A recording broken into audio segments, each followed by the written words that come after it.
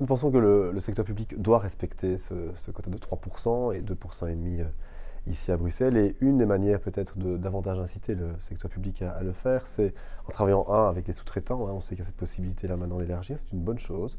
Et puis deux, de ne pas permettre, peut-être tous ou certains secteurs publics qui sont un petit peu plus réticents, je dirais, ou qui ont plus de difficultés à respecter ce quota, ne pas permettre de continuer à remplir le cadre quand il y a des postes vacants à partir du moment où ces 3% ou ces 2,5% ne sont pas atteints.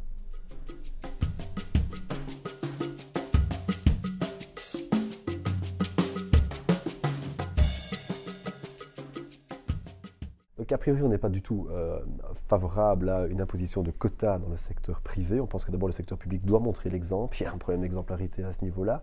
Par contre, toute une série d'incitants pour mieux respecter, pour prévoir que toute une série d'entreprises puissent en effet mieux accueillir des personnes qui sont en situation de handicap, ça oui. Et puis aussi peut-être progressivement travailler sur l'accessibilité au travail et le confort de vie au travail pour les personnes en situation de handicap au niveau du secteur privé. Je pense que c'est d'abord sur ces éléments-là. Donc, un, le secteur public qui doit montrer l'exemple, et ce n'est pas le cas. Et puis, deux, travailler sous forme d'incitants pour, un, engager, mais deux, aussi l'accessibilité.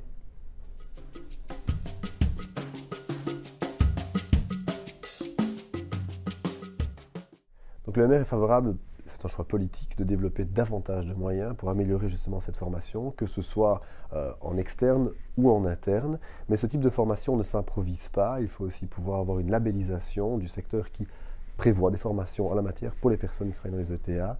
C'est un choix politique que l'on veut mener.